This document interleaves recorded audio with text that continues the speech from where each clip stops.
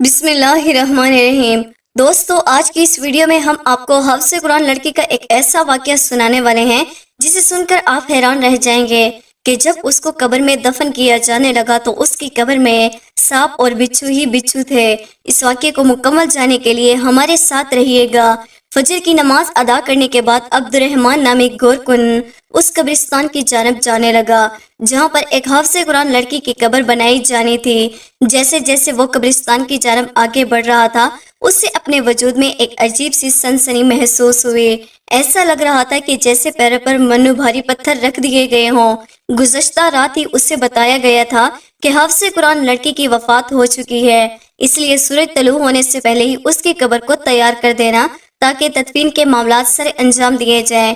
گورکون کی عمر 40 سے 45 سال تھی جب اس نوجوان لڑکی کی موت کی خبر سنی تو انا للہ و انا الیہ راجعون پڑھنے لگا اور کہنے لگا کہ میرے مالک، میں جانتا ہوں کہ یہ تیری بہت ہی نیک بندی ہوگی۔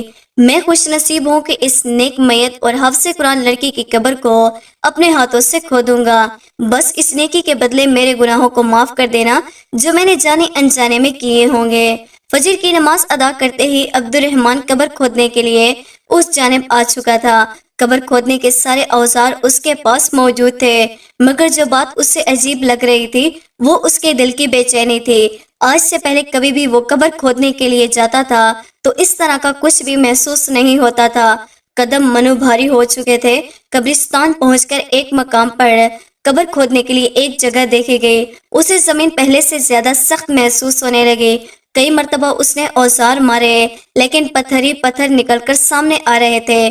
گورکن یہی سمجھ رہا تھا کہ شاید یہ زمین پتھریلی ہے، دوسری جانب سے قبر کھودنا شروع کرتا ہوں۔ لیکن جیسے ہی دوسری جانب سے قبر کھودنا شروع کی تو اس کے سامنے آیا ایسا کہ گورکن پسینے پسین ہو گیا۔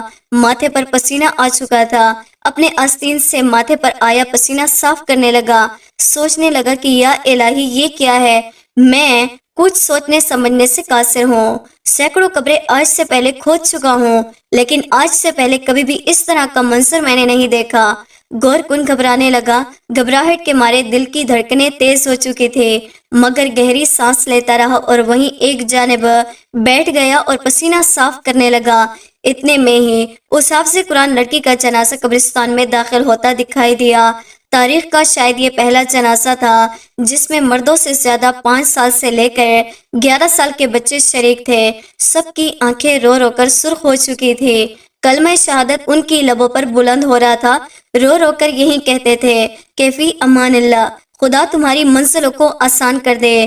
اس نیک کی وفات ہوئی جو پورے علاقے کے بچے جنازے کو کندھا دیتے ہوئے قبرستان کی طرف آ رہے تھے۔ یوں لگتا تھا کہ جیسے ان بچوں کا بہت ہی قریبی رشتہ دار ان سے جدا ہو چکا تھا۔ جو لوگ پوچھنے کے لیے آگے بڑھے تو یہ بات سامنے آئی کہ یہ لڑکی حافظ قرآن تھی، ان کو قرآن پڑھایا کرتی تھی۔ ثواب دارین حاصل کرنے کی خاطر یہ سب جنازے میں شریک ہوئے تھے۔ میت تدفین کے لیے قبرستان میں داخل ہو چکی تھی جبکہ گورکن عبد الرحمن حیرت سے انگلی منہ میں ڈالے اتنے بڑے جنازے کی تعداد کو آتا ہوا دیکھ رہا تھا۔ اس نے بڑوں سے زیادہ بچوں کی اتنی تعداد جنازے کی شرکت میں نہیں دیکھی تھی۔ وہ بچے یوں رو رہے تھے کہ جیسے ان کی سگی ماں وفات پا چکی ہو۔ کلمہ شہادت زور و شور سے بلند تھا۔ جب گورکن کی نظر قبر پر گئی تو اس کو بے حد بے چینی اور گھبراہٹ شروع ہونے لگی۔ جس طرح سے جنازہ چلا آ رہا یہ معلوم ہوتا تھا کہ جیسے یہ لڑکی بے حد نیک پاک دامن ہو، اس سے کوئی گناہ کبھی سرزد نہ ہوا ہو، تبھی تو لڑکی ہو کر اس کے جنازے میں اتنے زیادہ لوگوں نے شرکت کی تھی۔ لیکن جو حالات قبر کے اندر موجود تھے، گورکن شاید گھبرا چکا تھا اور استغفر اللہ کا ورد اس کے لبوں پر موجود تھا۔ جب اس لڑکی کی میت کو قبر میں اتارا جانے لگا تو اچانک مٹی ہلنے لگی۔ یوں محسوس ہوا کہ جیسے مٹی میں کچھ موجود ہو۔ وہاں موجود لوگوں نے یہ منظر دیکھا تو اس سے پہلے سب کے رنگ اڑ چکے تھے۔ اس سے پہلے وہ اس لڑکی کو قبر میں دفن کرتے، وہاں پر ایک بہت بڑا کالے 2 منہ والا سانپ زمین سے باہر نکل رہا تھا۔ وہ میت میں اپنا ڈنگ گاڑنے جا رہا تھا لیکن اگلے ہی پل وہاں پر موجودہ لوگوں خوف سے چلتے ہوئے میت کو قبر سے اوپر کی جانب کھینچ لیا تھا۔ सांप उस कब्र में ही घूम रहा था। कब्र से सांप और बिच्छू निकलता देखकर वहां पर खड़े लोगों की चीखें निकल गई और आसपास के लोगों में भी ये बात फैल गई कि लोग कहने लगे कि ये देखो कब्र से सांप निकल आया। अस्तगफिरुल्लाह, अरे ये तो हाफिज़े कुरान थी, इसकी कब्र में सांप कैसे निकल सकता है। ये लड़की तो कई बच्चों और बच्चियों को कुरान पढ़ाती थी, दीनी दर्स दिया करती थी। इससे ऐसी कौन सी कोताही और गुनाह हो गया है जो इसकी कब्र से इतना बड़ा काले रंग का सांप और बिच्छू निकल आए। लोग तरह तरह की बातें करने लगे थे, कब्र से दूर हटकर खड़े हो चुके थे। कोई भी कब्र के करीब जाने को तैयार नहीं था और ना ही उस मैयत को उठाकर कोई भी कब्र में दफनाने को तैयार था। गौरकुन से कहा जाने लगा कि तुम एक नई कब्र को तैयार करो। गौरकुन ने लोगों के कहने पर दूसरी कब्र को खोदना शुरू कर दिया, लेकिन दूसरी कब्र खोदते ही वही भयानक मंजर देखने को मिला। वहां पर भी बहुत ज्यादा सांप और बिच्छू तादाद में मौजूद थे। जब ये मंजर वहां पर मौजूदा तमाम आदमियों ने देखा, जिनके बच्चे उस हाफिज़े कुरान लड़की के पास दीनी तालीम हासिल करने के लिए जाया करते थे, तो वो लोग एक बहुत बड़े आलम दीन की खिदमत में हाजिर हो गए। आलम दीन अपने ख्वाब का यानी अपने हुजरे में आराम फरमा रहे थे। ये वक्त उनके आराम का तो नहीं था, लेकिन अक्सर अपनी तबीयत को बोझल महसूस करते हुए थोड़ी देर के लिए आराम के लिए वक्त निकाल लिया करते थे। अल्लाह के बहुत नेक और बरगुज़ीदा बुजुर्ग थे जो आलम दीन थे। उनके गांव में किसी किस्म का कोई भी मुश्किल या कोई भी हादसा पेश आता या किसी भी किस्म की कोई भी परेशानी होती तो तमाम गांव वाले उनके पास आ जाया करते थे। पूरी पूरी रात ये अल्लाह तबारक व तआला की इबादत में मसरूफ रहते और पूरा पूरा दिन ये रोज़े में गुजार देते थे। उनकी नेक नामी पूरे गांव में मशहूर थी, इसलिए वो दोनों आदमी जल्दी से भागते हुए मस्जिद में दाखिल हुए। जब उन्होंने दो आदमियों को मस्जिद में दाखिल होते हुए देखा तो फौरन उठकर बैठ गए और उनको यूं घबराया हुआ देखकर खुद भी परेशान हो गए और पूछने लगे कि क्या माजरा है। और जो कुछ उन्होंने अपनी आंखों से देखकर आए थे सब कुछ मौलाना साहब को बता दिया। उसे सुनने के बाद तो मौलाना साहब की आंखें हैरत से खुल चुकी थी। अस्तगफिरुल्लाह अस्तगफिरुल्लाह कहने लगे। फिर कहा कि मुझे भी कब्रिस्तान ले जाओ। वो कब्र जब तक मैं अपनी आंखों से नहीं देख लूंगा मुझे इस बात का यकीन नहीं आएगा। जैसे वो उस कब्रिस्तान में पहुंचे तो लोग हड़बड़ा कर देख रहे थे, रास्ता खाली कर रहे थे। मौलाना साहब खुद यहाँ पर तशरीफ ला चुके थे।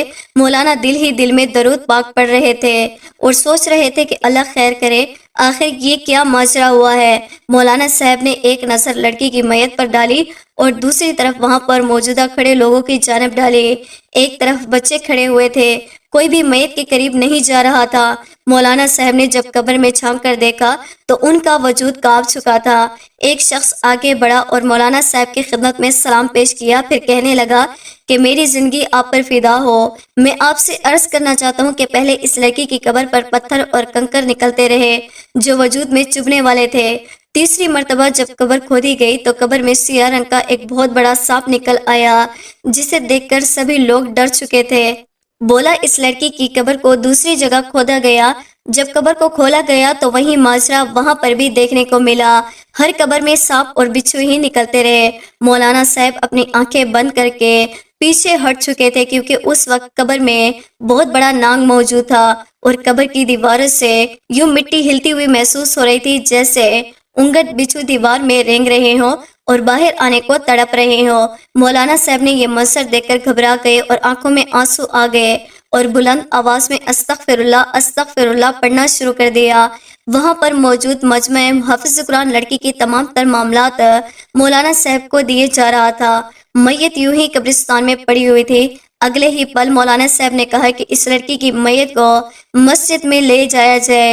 लोग सरगोशियां कर रहे थे कि आखिर ये क्या मामला है, ऐसा कौन सा गुनाह करती थी ये लड़की जो अल्लाह तबारक व तआला ने इस पर ये अज़ाब नाज़िल कर दिया है। मैयत को मस्जिद में मुंतकिल कर दिया गया और इसके साथ साथ एक बहुत बड़ा मजमा भी मस्जिद में आ चुका था। लोग तरह तरह की बातें कर रहे थे। वहां पर मौजूदा जितने भी लोग मौजूद थे हर एक अपनी कहानी सुनाया जा रहा था। कोई कहने लगा अरे हम तो इससे बड़ा नेक समझते थे, हाफिज़ कुरान होने के बावजूद लड़कों को अपने घर में तालीम दिया करते थे, यही वजह है कि अल्लाह तबारक व तआला ने इस पर अज़ाब नाज़िल किया है। और एक शख्स बोला कि ये लड़की तो नाबालिग लड़कों को تعلیم دیا کرتی تھی، جن کی عمر 5 سے 11 سال تک تھی، تبھی اس کے ساتھ یہ ہوا ہے۔ جیسے مولانا صاحب مسجد میں داخل ہوئے تو ایک دم سے بالکل خاموشی سی چھا گئی، لوگ باادب کھڑے ہو چکے تھے۔ میت کو کسی حکیمہ عورت کے سپرد کر دیا گیا اور کہا گیا کہ اس لڑکی کے پورے جسم کی جانچ پڑتال کی جائے اور دیکھا جائے کہ ایسا کون سا گناہ کرتی تھی یہ لڑکی جو اس کے ساتھ ایسا ہوا ہے۔ بہرحال لوگوں نے یہ سوچنا شروع کر دیا کہ اب یہ لڑکی کی میت قبر میں دفنائی بھی جائے گی یا نہیں۔ جو کچھ اس کے ساتھ ہو رہا ہے ایسا لگتا ہے کہ یہ بہت ہی زیادہ گناہ گار ہے، تبھی تو زمین بھی اسے قبول کرنے کے لیے تیار نہیں۔ مولانا صاحب نے کہا کہ خاموش ہو جاؤ، اللہ کے حضور کون کتنا مقام رکھتا ہے، کون کتنا گناہ گار ہے، یہ تو وہی ذات بہتر جانتی ہے۔ یہ سنتے ہی سب لوگ خاموش ہو چکے تھے، لیکن دل ہی دل میں تو سبھی کی یہ بات گھوم رہی تھی کہ آخر بچھو اور صاف ایک حافظ قرآن لڑکی کی قبر سے کیسے نکل سکتے ہیں۔ مولانا صاحب نے سب لوگوں کو بلایا اور کہا کہ جتنے بھی بچے اس لڑکی کے پاس قرآن پڑھنے جایا کرتے تھے ان سب کو یہاں بلایا جائے کہ سب سے کچھ پوچھنا چاہتا ہوں۔ تبھی سبھی بچے مسجد میں موجود تھے۔ مولانا صاحب آگے بڑے بچوں سے بڑے پیار سے سوال کرنے لگے، کیا تمہاری استانی تمہیں کبھی ہاتھ اٹھایا کرتی تھی یا سخت برتاؤ کرتی تھی؟ یہ سن کر بچے خاموش ہو چکے تھے، پھر کہنے لگے کہ ایسا کچھ بھی نہیں ہے، وہ بہت ہی اچھی استانی تھی، ہم نے تو پہلا حرف ان کے پاس آ کر سیکھا۔ انہوں نے کبھی بھی کسی بچے کے ساتھ سختی نہیں کی اور نہ ہی کبھی کسی بچے کو مارا تھا۔ سبھی بچوں کا رد عمل بھی یہی تھا، بچے بھی اپنے چہرے پر مطمئن دکھائی دے رہے تھے۔ مولانا صاحب نے سوال کیا کہ اس لڑکی کے گھر میں کوئی اور افراد موجود ہے؟ تو آدمی وہاں پر آئے اور بتانے لگے کہ مولانا صاحب اس کے گھر میں تو سوائے اس کے اور وہاں پر کوئی نہیں رہتا، کہ ماں باپ کا انتقال ہو چکا ہے، وہ اکیلی رہتی تھی۔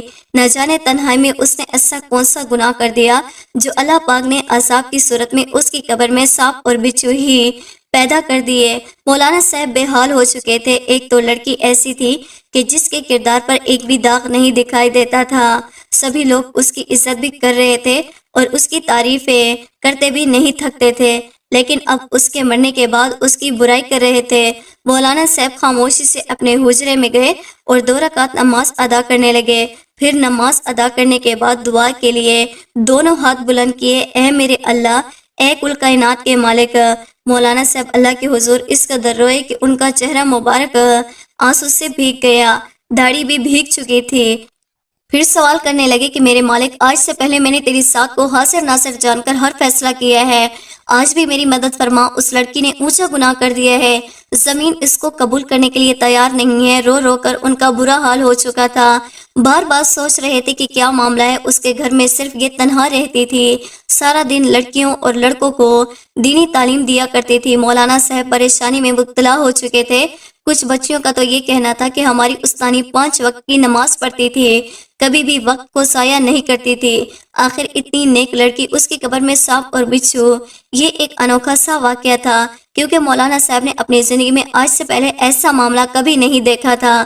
اس لڑکی کے گھر میں تو کوئی موجود نہیں تھا، لیکن پھر بھی جب سوال جواب کیے گئے تو یہ سب سامنے آیا کہ اس لڑکی کی ایک بہت ہی پکی سہیلی تھی، جس سے یہ اپنی ہر بات، اپنا ہر راز ظاہر کرتی تھی۔ مولانا صاحب نے کہا کہ اس لڑکی کی سہیلی کو بلاؤ۔ ایک آدمی بولا کہ وہ لڑکی تو کئی ماہ پہلے ہی علاقہ چھوڑ کر جا چکی تھی۔ لوگوں کا کہنا تھا کہ دونوں سہیلیوں میں کسی بات پر انبن ہو چکی تھی اور یوں ہی وہ کسی بات پر ناراض ہو کر اس گاؤں کو چھوڑ کر چلی گئی۔ مولانا صاحب کو حیرت ہوئی، یقیناً کچھ تو تھا راز اس کے پیچھے جو اس کی سہیلی کو معلوم ہے۔ اس لیے مولانا صاحب نے فوراً 2 آدمیوں کو دوسرے گاؤں جانے کے لیے روانہ کر دیا اور کہا کہ اس کی سہیلی کو لے کر آؤ۔ پھر وہاں پر وہی حکیمہ عورت آئی جس کے حوالے سے اس حافظ قرآن لڑکی کی میت کو کیا گیا تھا۔ وہ تھوڑی گھبرائی ہوئی تھی، مسجد میں داخل ہو گئی تو مولانا صاحب نے اس سے دیکھا تو ماتھے پر بل پڑ گئے اور سوال کرنے لگے کہ بتائیں، آپ نے اس لڑکی کے وجود پر کیا جانچ پڑتال کی ہے، کچھ معلوم ہوا ہے؟ کہنے لگی کہ مولانا صاحب یہ لڑکی تو بہت ہی نیک اور پاک دامن ہے، مجھے اس کے کردار سے بال برابر بھی شک نہیں ہوا۔ یہ سب کچھ سن کر مولانا صاحب خاموش ہو چکے تھے کہ اگر یہ لڑکی پاک دامن تھی اور اس سے کچھ بھی گناہ نہیں ہوا تو پھر آخر کیا وجہ تھی کہ یہ سب کچھ ہو رہا تھا؟ حقیقت تو تبھی معلوم ہو سکتی تھی جب اس کی سہیلی یہاں پر آ جائے۔ اب تو وہی تھی جو اپنے منہ سے بول کر حقیقت بتا سکتی تھی۔ کئی طرح کے سوالات تھے جو کھڑے تھے۔ پھر کسی نے یہ کہا کہ یہ لڑکی اکیلی رہتی تھی تو یقیناً رات میں کسی لڑکے کو بلا کر اس کے ساتھ زنا کرتی ہوگی، اس لیے اس پر یہ عذاب آ رہا ہے۔ وہاں پر موجودہ ہر شخص نے اس کے کردار پر شک کر رہا تھا۔ یقیناً یہ لڑکی زنا ہی کرتی ہوگی۔ دن کی روشنی میں تو نیک بن جاتی تھی اور رات کو گناہوں میں ڈوب جاتی تھی۔ 2 دن گزر چکے تھے لیکن ابھی تک وہ آدمی اس لڑکی کو یعنی اس کی سہیلی کو نہیں لا پائے تھے۔ عجیب سی کشمکش کا ماحول بنا ہوا تھا۔ پھر اچانک آواز آئی کہ اس لڑکی کی سہیلی مل چکی ہے۔ مولانا صاحب جو اپنے بدن میں تھکاوٹ محسوس کر رہے تھے خاموش ہو کر ایک سائڈ پر بیٹھے تھے۔ یہ خبر سنتے ہی فوراً تیز قدموں سے اٹھ کر آگے بڑھے۔ وہ لڑکی سامنے موجود تھی، مکمل پردے میں تھی، اس نے برقع پہنا ہوا تھا، وہ بہت ہی کم عمر لگ رہی تھی۔ وہ لڑکی مولانا صاحب کو دیکھ کر رونے لگی اور کہنے لگی مجھے تو اندازہ ہی نہیں تھا کہ میری سہیلی کے ساتھ کیا معاملہ پیش آیا ہے۔ ان لوگوں نے مجھے آ کر بتایا کہ میری دوست سائرہ کی قبر پر یہ معاملہ پیش آیا ہے۔ میں تو کانپ کر رہ گئی اور فوراً سے آپ کے پاس آ گئے۔ میں تو کبھی بھی اپنے وہم و گمان میں بھی نہیں سوچ سکتی تھی کہ میری سہیلی کبھی اس طرح کے مسائل سے دوچار ہو سکتی ہے۔ مرنے کے بعد وہ مرد بھی میری سہیلی پر تبصرہ کر رہے ہیں جو خود 10 جگہ پر منہ مارتے پھرتے ہیں۔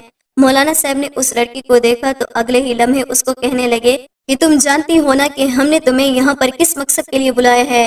پورے گاؤں میں اس لڑکی کی کئی طرح کی افواہیں پھیل چکی ہیں۔ لوگ کئی طرح کے سوالات اس کی ذات پر کر رہے ہیں اور کہتے ہیں کہ یہ لڑکی اپنے گناہوں کے بدولت اس نوبت تک آ پہنچی ہے۔ اس کی قبر میں سانپ اور بچھو آ گئے ہیں۔ یہاں تک کہ گورکھوں نے کئی مرتبہ سانپ کو قبر سے نکالنا بھی چاہا لیکن قبر میں بیٹھا ہوا سانپ انتہائی خوفناک نظروں سے اس میت کو دیکھے جا رہا ہے، جیسے وہ باحکم خدا صرف اس لڑکی کو ڈسنا ہی چاہتا ہے۔ اللہ تعالیٰ کا واسطہ ہے کہ تم حقیقت بتاؤ، اس لڑکی نے ایسا کون سا گناہ کیا؟ پہلے تو اس کی سہیلی رونے لگی، آنکھوں میں آنسو آنے لگے، پھر کہنے لگی کہ یہ کوئی گناہ گار نہیں تھے، نہ تو زنا کرنے والے تھے، امانت دار لڑکی تھی۔ ہاں اس نے ایک گناہ ضرور کیا تھا، بہت ہی بڑا گناہ، جس کی وجہ سے میں اس سے دور ہو چکی تھی اور اس سے سارے رشتے ناطے توڑ لیے تھے، کیونکہ میں جانتی تھی کہ اگر میں یہاں پر رہوں گی تو ایک مرتبہ پھر سے مجھے اس سے رابطہ ضرور کرنا پڑے گا، لیکن اس جیسی لڑکی سے میرا رابطہ رکھنا میرے لیے آسان نہیں تھا کیونکہ مجھے میرے ماں باپ جان سے بھی زیادہ عزیز تھے۔ مولانا صاحب اس کی باتوں کو سن رہے تھے، پھر اس لڑکی سے پوچھنا شروع کیا، تم بتانا شروع کرو، آخر اس لڑکی نے جس کی بدولت آج اس کے ساتھ یہ سب کچھ ہو رہا ہے اس نے ایسا کون سا گناہ کیا؟ وہ لڑکی کچھ دیر تو خاموش رہی، پھر کہنے لگی کہ مولانا صاحب میں اس لڑکی کی پڑوس میں رہتی تھی، ہم دونوں ایک ساتھ قرآن حفظ کیا تھا، مگر کیونکہ اس کے والد پہلے ہی وفات پا چکے تھے اس لیے پورے گھر کی ذمہ داری اس پر تھی، پھر گھر کے حالات بھی خراب تھے، اس وجہ سے اس نے بچوں کو قرآن مجید پڑھانا شروع کر دیا، ایک ہدیہ مقرر کیا جو بچے بھی اس کے پاس قرآن پڑھنے کے لیے آتے مخصوص ہدیہ دیا کرتے تھے۔ امیر تاجروں کے بچے والدین تو سالانہ گندم ان کے گھر میں رکھوا دیا کرتے تھے۔ یوں ان دونوں ماں بیٹیوں کا گزر و بسر اچھے طریقے سے ہو رہا تھا، لیکن جیسے جیسے عمر گزرنے لگی اس حافظ قرآن لڑکی کی والدہ کو دورے پڑنے لگے، وہ شدید بیمار ہونے لگی اور بیماری اور لقبے لگنے کی وجہ سے اس کا دماغ پر ایسا اثر ہوا کہ وہ پاگل ہی ہو گئی اور ان کو کچھ بھی یاد نہیں رہتا تھا، بچوں کی طرح حرکتیں کرتی تھی۔ پہلے پہل تو میری یہ سہیلی اپنی ماں کے لیے بہت زیادہ پریشان تھی اور رویا کرتی تھی، ان کا خیال بھی رکھتی تھی، لیکن آہستہ آہستہ وہ اپنی ماں سے بدزن ہونا شروع ہو گئی، ماں کے بلانے پر بھی اس کے پاس نہیں جاتی تھی۔ اس کی ماں رفع حاجت کے لیے اپنی بیٹی کو بلایا کرتی تو وہ بہانے بنا دیتی تھی، ان کی کوئی بات نہیں سنتی تھی بلکہ کہتی تھی کہ میں فلاں کام کر رہی ہوں، اس کے بعد آ جاؤں گی۔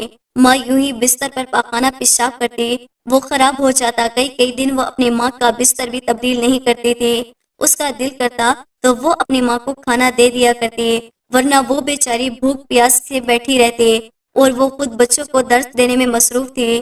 جیسے جیسے مولانا صاحب نے اس لڑکی کی منہ سے یہ سب کچھ سن رہے تھے ان کے ماتھے پر مزید بل پڑے جا رہے تھے، اس لڑکی کے منہ سے یہ سب کچھ سن رہے تھے ان کے ماتھے پر مزید بل پڑتے جا رہے تھے، اسی طرح ان کا چہرہ سرخ ہو چکا تھا۔ کہنے لگا کہ یہ لڑکی سبھی لوگوں کے ساتھ تو بہت اچھی تھی، نیک کام کرتی تھی، 5 وقت کی نماز بھی ادا کرتی تھی، ہر نماز کے بعد یہ اپنی ماں کے لیے دعا کرنے لگی کہ یا اللہ اسے اپنے پاس بلا لو، اللہ پاک میں اپنی ماں کی خدمت کر کر کے تھک چکی ہوں، اور یہ وفات پا جائے تو اچھا ہے۔ یہ مجھے ٹھیک سے عبادت بھی نہیں کرنے دیتی، بچوں کو پڑھانے کا ٹائم نہیں دیتے، یہ بچوں کو پڑھانے میں رکاوٹ حائل کرتی ہے، جس کی وجہ سے بار بار مجھے غصہ کرنا پڑتا ہے۔ ایک روز میں وہیں پر موجود تھی جب اس کی ماں نے اسے پانی مانگ رہی تھی، تو وہ بیچاری بار بار اسے پانی کے لیے بلا رہی تھی، لیکن اس نے ایک نہ سنی۔ میں نے خود جا کر انہیں پانی پلایا۔ اس کی ماں میرے سامنے رونے لگی اور اس کی آنکھوں میں آنسو تھے۔ وہ روتے ہوئے مجھے اپنی بیٹی کی شکایت کرنے لگی، لیکن جب میری سہیلی نے سنا کہ وہ وہاں پر آئے اور اپنی ماں کو ایک زوردار تماچا دے مارا اور گالی دینے لگی اور کہنے لگی کہ تمہاری خاطر میں نے اپنی زندگی برباد کر دی، میں نے تمہارے لیے کیا کچھ نہیں کیا، سارا تمہارے علاج پر پیسہ لگا دیا، پھر بھی تم مجھے باتیں سنا رہی ہو، لوگوں کے سامنے مجھے بدنام کر رہی ہو۔ اتنا سنا تھا کہ مجھے برداشت نہ ہوا اور میں اپنی سہیلی کے منہ پر تھپڑ مارا اور وہاں سے چلی گئی۔ اس کے بعد میں نے کبھی بھی واپس نہیں آئی، اور میں نے اپنی سہیلی کی ماں کو بھی اپنے ساتھ لے جانا چاہتی تھی، لیکن اس نے اپنی ماں کو بھی میرے ساتھ جانے نہیں دیا۔ پھر میرے والد بھی بہت بڑے تاجر تھے، میں ان کے ساتھ دوسرے گاؤں میں آ کر رہنے لگی۔ میری جانے کے بعد اس کی والدہ کا انتقال ہو گیا اور وقت گزرتا رہا۔ آج اس کی والدہ کے انتقال کو ٹھیک 2 ہفتے گزر چکے ہیں۔ آج یہ لڑکی بھی وفات پا گئی۔ لوگوں کو پتہ چلا کہ یہ لڑکی اپنے ماں کے حق میں بہتر نہیں تھی، ماں کو گالی گلوچ کیا کرتی تھی، اللہ تعالیٰ کے تو سبھی حقوق پورے کرتی تھی، لیکن جب ماں کا معاملہ آیا تو اس کی نافرمان بن گئی، حقوق العباد پورے نہ کر سکی۔ ماں کے ساتھ اس کا رویہ بہت ہی برا تھا۔ قرآن پاک میں ہمارا رب فرماتا ہے کہ اپنے والدین کے سامنے سر جھکا کر کبھی اف تک نہ کرو، کیونکہ یہ بدبخت لڑکی یہ بھول چکی تھی کہ اس نے کتنا بڑا گناہ سرزد کیا ہے۔ وہاں پر موجودہ سبھی لوگ رونے لگے اور ان کی آنکھوں میں آنسو آ چکے تھے۔ جانے انجانے میں صحیح سب لوگوں نے اپنے والدین سے معافی مانگی اور اپنے برے رویے کا سب کو بہت ہی پچھتاوا تھا۔ سب لوگ روتے ہوئے اللہ تعالیٰ سے معافی تلافی کر رہے تھے۔ اس لڑکی کے لیے استغفار کا ورد کرنے لگے، کیونکہ ماں کی نافرمانی کا انجام ان لوگوں نے اپنی آنکھوں سے دیکھ لیا تھا۔ پھر اس لڑکی کو جب قبر میں جانے لگا تو ابھی بھی ایک جانب سے وہ سانپ وہاں پر موجود تھا اور انگنت بچھو بھی فن پھیلائے ہوئے وہاں پر موجود تھے۔ مولانا سے کہنے لگے کہ اب اس کا اور اللہ کا معاملہ ہے، اس کو قبر میں اس طرح دفن کر دیا جائے۔ اب وہ سانپ اس حافظ قرآن لڑکی کے ساتھ ہی دفن ہو چکا تھا۔ استغفر اللہ۔ دوستو، ایک بات یاد رکھنا، معاملہ جتنا بھی سنگین ہو جائے، کبھی بھی ماں کی شان میں گستاخی نہ کرنا۔ ماں باپ کا نافرمان ہی دنیا میں کبھی خوش نہیں رہ سکتا اور نہ ہی آخرت میں، وہ عبرت کا نشان بن جاتا ہے۔ ماں باپ کا نافرمان ہمیشہ ذلیل و خواری ہوتا ہے، اور نہ ہی اس کو قبر برداشت ہوتی ہے اور نہ ہی جہنم کی آگ برداشت ہوتی ہے، اور اس کی اولاد بھی اس کی کبھی بھی فرما بردار نہیں بن سکتی۔ اللہ پاک سے دعا ہے کہ اللہ پاک ہمیں ماں باپ کا فرما بردار بنائے اور ان کی خدمت کرنے کی توفیق عطا فرمائے، اور اگر ہم سے کبھی کوئی غلطی یا کوتاہی ہو جائے تو اللہ پاک ہماری غلطیوں کوتاہیوں کو معاف فرما دے۔ دوستوں، امید کرتے ہیں ہماری آج کی ویڈیو آپ کو پسند آئی ہوگی۔ ویڈیو کو لائک اور سبسکرائب کرنا نہ بھولیے گا۔